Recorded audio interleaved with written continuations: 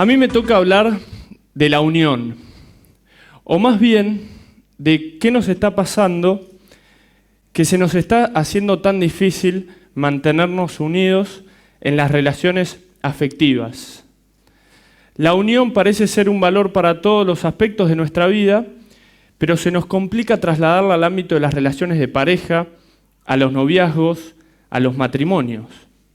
Entonces, ¿qué está sucediendo? Que al final parece que nos unimos para separarnos y no para que la relación funcione. Me gustaría empezar contándoles una anécdota. Hace un tiempo me llama una amiga y me dice: che, escuché esto que estás trabajando en la fundación, en Grupo Sólido, sobre los vínculos, me gustaría tomar un café. Hubo dos cosas raras de este llamado. Lo primero, que una chica me llame para tomar un café, ¿no? Que fue bastante positivo, es algo que te pasa rara vez, hay que valorarlo. Lo segundo, que hace mucho no hablaba con ella y si se refería al trabajo en la fundación, evidentemente algún tipo de problema andaba, ¿no? Entonces nos juntamos a tomar el café, me empezó contando cosas que yo ya sabía. Ella, como muchísimos hoy, ha sufrido el divorcio de sus padres, me contó de la tensión que sufría en los momentos difíciles que pasaron antes del divorcio y también del dolor profundo que sintió cuando sus padres se separaron. Pero la cuestión ahora era que ella ya grande, ¿no? Una joven adulta, estaba de novia hace un buen tiempo, estaba tratando de consolidar su proyecto afectivo y su padre hace un tiempo se había unido en una nueva pareja, ¿no? Ya hace varios años. Y resulta que en el momento en el que nos juntamos a tomar el café, se cumplían 3 o 4 meses de que habían ensamblado las familias, ¿no? De que habían consolidado un nuevo hogar, uniéndose su padre con su nueva pareja y las dos familias, ¿no? El problema es que en el momento en que nos estábamos viendo, su padre se estaba separando de la nueva pareja. Y unos pocos meses después de haber hecho todo el esfuerzo de unirse con esta otra familia, mi amiga María tenía que separarse de vuelta, ¿no? Tenía que sufrir esta ruptura. Entonces, me acuerdo, era un día de mucho sol y nunca creo que el clima contrastó tanto con el estado de ánimo de alguien, ¿no? Porque ella estaba realmente destruida, muy triste. Es más, en un momento, ya cuando me había contado todo, se larga a llorar y me dice: Nacho, lo que me pasa es que perdí la ilusión. Yo no creo que sea posible que las relaciones funcionen. Me pasó una vez, me pasó 2 veces, no quiero que me vuelva a pasar. No tengo ilusión, no tengo esperanza. Y lo peor de todo es que no supe contestarle nada. Entonces, naturalmente, este tema me quedó picando, ¿no? Entonces empecé a investigar un poco. Por ejemplo, podemos ver que en Buenos Aires, cada 2 matrimonios que se forman, uno se separa. En nuestro país actualmente, aproximadamente 1/3 de los hogares están administrados solo por una mujer, sin ningún tipo de figura paterna, con todo el desafío que eso implica. Y si vemos cómo es el contexto en otros lugares, podemos ver, por ejemplo, que en Estados Unidos se invierten $33.000 millones por año en gastos del Estado para asistir a situaciones de fractura familiar. Entonces, claramente, esta no es una situación que sufre María, sino que es un desafío para todos, ¿no? Entonces, yo me pregunto, ¿de qué temas debatimos hoy en relación justamente a las relaciones afectivas, a lo que tiene que ver con el amor, ¿no? Y repasemos un poco los temas que vemos constantemente en el debate público. Se habla mucho de divorcio. De hecho, el año pasado se debatió mucho en este país cómo simplificar el divorcio, cómo facilitar el divorcio express, el divorcio sin culpa, prescindiendo de todo tipo de causa para acelerar la separación. Hablamos mucho también del tema de la infidelidad, ¿no? Incluso ahora algunos proponen que no sea más un deber matrimonial. También hablamos de la violencia de género. Hablamos de nuevos tipos de fecundación, ¿no? Se habla mucho de la fecundación artificial, de cómo podemos encontrar otras formas para traer hijos al mundo. Se habla también de cómo enfrentar esta realidad creciente de las familias ensambladas de las nuevas estructuras familiares, pero fíjense qué paradoja que de lo único que no hablamos es cómo hacer para que verdaderamente las relaciones funcionen. Nos ocupamos de todos estos temas que son muy importantes, de los cuales es necesario hablar, pero no hablamos del tema que está de fondo en todos ellos, que es que no estamos logrando, no estamos superando el desafío de que nuestras relaciones afectivas funcionen. Entonces lo que quiero plantear hoy es que la unión es la cuestión. Deberíamos estar hablando más, mucho más, de cómo podemos hacer que nuestras relaciones funcionen. Fíjense, en la sociedad en general, como les decía al principio, la unión es un valor, indiscutiblemente. Pensemos, por ejemplo, en las relaciones con nuestros hermanos, ¿no?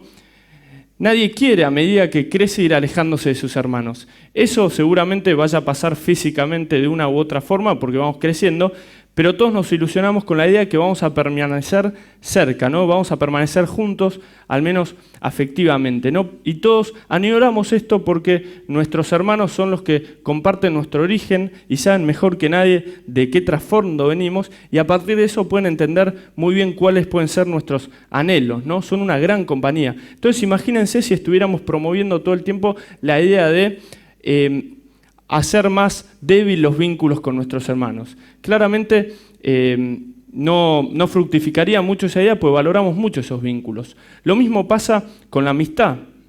Todos buscamos amigos inquebrantables, ¿no? Nos encanta la idea de tener amistades de oro, amistades que duren para toda la vida. Todos queremos tener amigos con los cuales cada vez nos gusten más las mismas cosas, tengamos las mismas aversiones, nos entendamos muy bien y nos encanta pensar en las amistades que permanecen, ¿no? Amigos para toda la vida, nos encanta pensar en eso.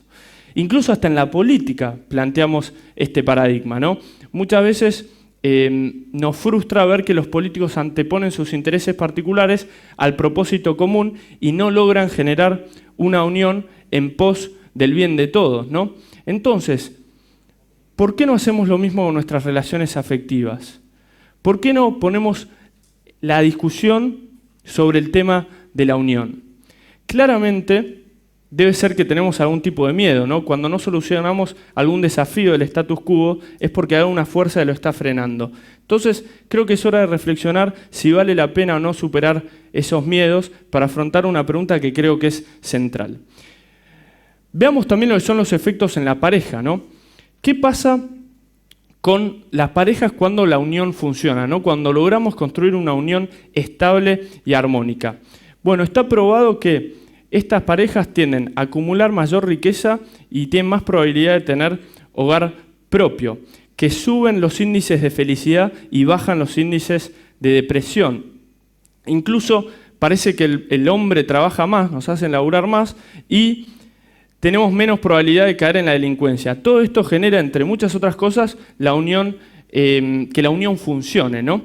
Pero veamos un tema más importante, que es el tema de los niños, el tema de los hijos. ¿Cuáles son los efectos de que las uniones funcionen en los hijos, ¿no? En los más débiles quizás? Porque fíjense, otra paradoja de nuestro tiempo, hablamos muchísimo de los deseos de los adultos, de nuestras pretensiones, y hablamos muy poco de los anhelos, las ilusiones y lo que realmente les da el mejor porvenir a los chicos que están, ¿no? Acá podemos ver efectos, por ejemplo, en educación. Está probado que hay el doble de probabilidad de que un chico termine la escuela si en su hogar funciona la unión. También podemos ver efectos en la salud emocional. Hay menos probabilidad de abuso de alcohol, de abuso de drogadicción e incluso de pensamiento de suicidio cuando la unión entre los padres funciona. También podemos hablar del desarrollo sexual en niñas. Cuando falta la unión, cuando falta la figura del padre biológico, hay mayor posibilidad de embarazo no deseados en las niñas y adolescentes y mayor probabilidad de abuso sexual, ¿no? Fíjense, de vuelta, efectos muy concretos. E incluso podríamos hablar también de los efectos en el comportamiento en niños que, cuando la unión funciona entre los padres, tienden a tener menos trastornos de atención, menos agresividad y caen menos en la delincuencia. Entonces, estos datos de las ciencias simplemente nos prueban lo que nos dice el sentido común y que creo que hoy tenemos que recuperar, que es la pasión porque las relaciones funcionen. ¿Qué es lo más desafiante del contexto que enfrentamos hoy? Que muchos chicos han perdido la esperanza, ¿no? Como contaba mi amiga María. A nosotros nos pasa que cuando vamos a las escuelas hacemos ciertas preguntas y es increíble la cantidad de respuestas que dicen más o menos así. ¿Qué quiero? ¿Qué deseo? Yo anhelo un amor para toda la vida. Enamorarme y que eso funcione, que ande siempre bien, cada vez mejor. Pero eso no es posible. No es posible que las relaciones funcionen y es justamente lo que los chicos anhelan. Entonces, lo amenazador de esta situación es que los niños han perdido justamente la esperanza sobre las cosas más profundas que anhelan, ¿no? Entonces, es por esto que tenemos que debatir sobre esto en el debate público. Tenemos que mostrarles a los más chicos que realmente las uniones pueden funcionar. Hay miles de ejemplos sobre eso, ¿no? Obviamente el contexto es muy difícil, pero tenemos muchas experiencias de relaciones que funcionan, ¿no? Entonces tenemos que debatir de eso y también tenemos que encontrar todos juntos como sociedad cómo podemos hacer para solucionar este desafío, ¿no? Por ejemplo, hace 30, 40 años se fumaba muchísimo, vimos que eso era un problema, redujimos el consumo de tabaco drásticamente. ¿Por qué no vamos a poder hacer que las relaciones funcionen? Llegado a este punto, algunos de ustedes se preguntarán, bien, ¿y cómo podemos hacer para que las relaciones funcionen? Bueno, creo que es un desafío muy grande y no vamos a tener tiempo ahora de abordarlo totalmente, pero les dejo 3 claves para la reflexión. La primera es que creo que nos hemos acostumbrado demasiado a usarnos y descartarnos. A veces parece que simplemente queremos abrir la mayor cantidad de conexiones posibles, como si se tratara del mundo virtual, y tenerlas a disposición al mismo tiempo, ¿no? Entonces, desenchufamos una relación, enchufamos en la otra, ¿no? Esto al principio puede ser apasionante, puede ser excitante, puede generar cierto vértigo atractivo, ¿no? Pero la verdad que a la larga se vuelve rutinario y cansino y nos va agobiando poco a poco. Y sobre todo lo que pasa es que a ninguno de nosotros nos gusta ser desconectados, ¿no? A ninguno le gusta ser usado y desechado, entonces tenemos que trabajar en eso porque la utilidad no puede ser el paradigma para manejar las relaciones interpersonales. La segunda idea que quiero dejar es que creo que tenemos que acostumbrarnos a entrenarnos en el amor. Estudiamos años y años para ser administradores de empresa, diseñadores, convertirnos en malas personas a partir de la abogacía. Incluso estudiamos másters, hacemos doctorados, cada vez más especialización. Incluso entrenamos mucho, nos preparamos mucho para los partidos de fútbol, ¿no? El fulbito del sábado. Entrenamos martes, jueves, a veces vamos a jugar también los miércoles. Y fíjense qué pasa respecto a las relaciones afectivas. Nada, no invertimos ahí tanto tiempo y tanta pasión justamente cuando estamos hablando del amor, lo más importante de nuestras vidas, ¿no? Entonces creo que tenemos que también entrenar en el amor, desarrollar desde jóvenes hábitos de generosidad para poder lograr que nuestras relaciones funcionen. Y en tercer lugar, creo que como en otros aspectos de nuestra vida, tenemos que aprender a estarnos a los compromisos asumidos, porque al final parecería mucho más importante pagar la cuenta de luz o la cuenta de gas que cumplir con la persona de la cual estoy enamorado y con la que asumí un compromiso, ¿no? Entonces, también respetar los compromisos asumidos. Yo creo que estas 3 claves nos pueden ayudar a encontrar soluciones. Todo esto me ha recordado una parte de una obra de teatro que a mí me gusta mucho, que es El taller del orfebre. En esta obra de teatro hay toda una simbología en torno a la figura de las alianzas, ¿no? de los anillos de casamiento. En un momento, un personaje reflexiona y piensa sobre las alianzas, ¿no? Y creo que es una idea que está muy extendida hoy. ¿No serán acaso un inútil fragmento de metal precioso? ¿No serán acaso un inútil fragmento de metal precioso? Y luego la historia sigue y hay uno de los personajes principales, Ana, que ve su matrimonio prácticamente destruido. No ve salida, ¿no? Entonces se sitúa frente al escaparate del orfebre y entra al taller del orfebre y pretende vender su alianza, ¿no? Entonces el orfebre la pesa y le dice: las alianzas por separado no pesan nada. La peso una y otra vez y da 0. Sucede que mi balanza de orfebre tiene la particularidad de que no pesa el metal, sino toda la existencia del hombre y su destino.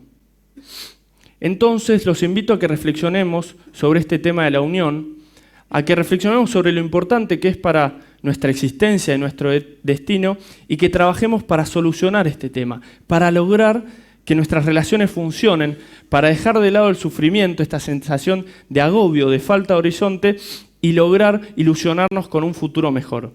Y creo que de esta manera podremos lograr 3 cosas. Sanar las heridas de nuestros padres que han sufrido mucho por esta cuestión, apostar por nuestra felicidad, es decir, lograr relaciones felices y sobre todo devolverle la esperanza, devolverle la ilusión a los niños que nos siguen, que sin dudas son el futuro. Muchas gracias.